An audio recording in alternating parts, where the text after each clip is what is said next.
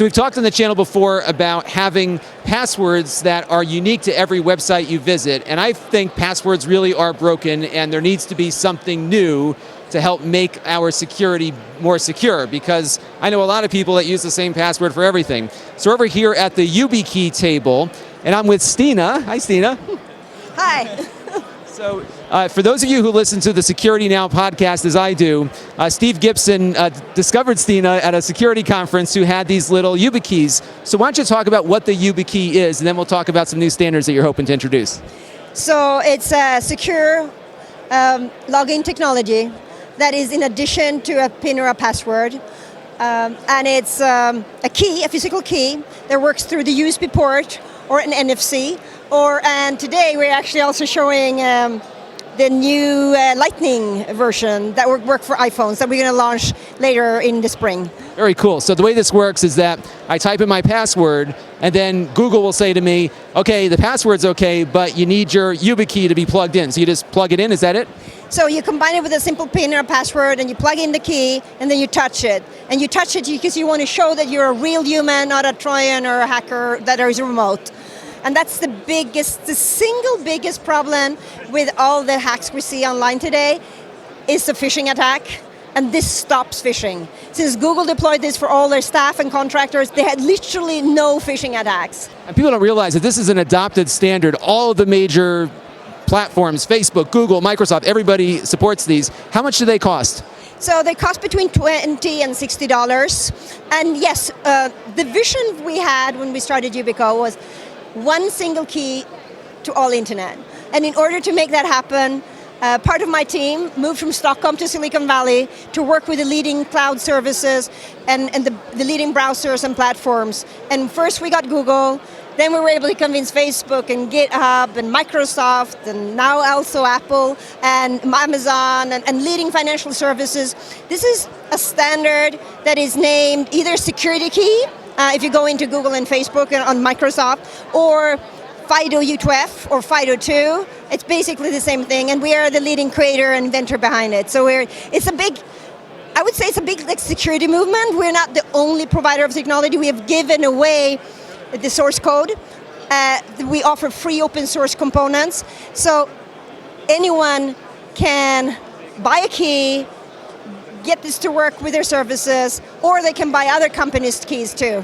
And you can assign multiple keys to your account, right? Yes, and Google have actually also recently launched a Chromebook where this technology is now natively supported into the Chromebook, in the touch button on the Chromebook. So we will eventually see it directly integrated in computers or phones. So what I'd like to talk to you today is that in order for this to scale everywhere, is that users talk to their banks, talk to their government services, talk to their healthcare providers and say, I want them to make support so they don't need to have a password in the future, just have a key and a simple PIN. And the cool thing with this is that you only set it up once. So when you log in this for Facebook, for example, you bless your phone, you bless your computer, and then you can put your key in a drawer. You don't need to use it again. And that's because it has to be easy. And it's just a simple touch. And it's something you have. So it's a physical object that if they got your password, if they don't have this, then that's it, right? So you combine it with a simple PIN or a password, and the security is no longer in the password. So you don't have to remember a long, complicated password. And what we did with Microsoft, we actually removed the whole long password thing, and just a simple PIN that you have yourself is no longer stored on the server. So that's the big revolution. It's a passwordless world. It also, I think we just have to remember that the phishing attacks is our single biggest problem on the internet today, and we need to stop it, and we can't stop it alone. So everyone needs to go out and I would say encourage service providers to make support and build products that have native support. You don't have to buy it from we are a leading provider, we're a co-inventor, but there are other competitors and there are other solutions around us. Just the standard of getting rid of these passwords so we can get rid of the Post-it notes and writing our passwords down or using the same password for everything, and it's something that can be a big help for that. So.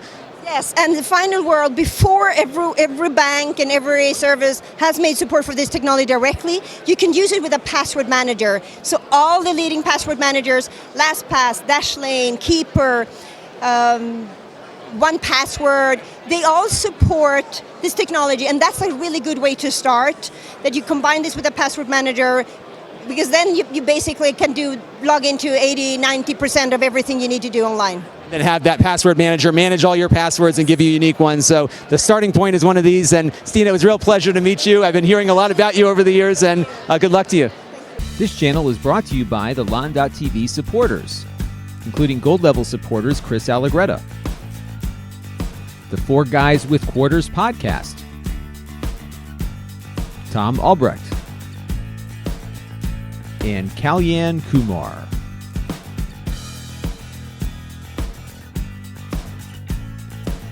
If you want to help the channel, you can by contributing as little as $1 a month.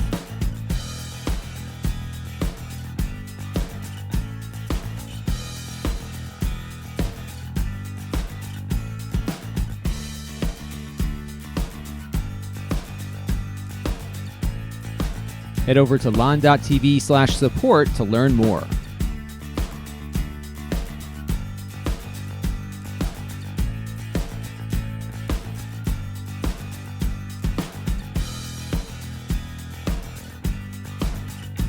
And don't forget to subscribe. Visit lon.tv/s.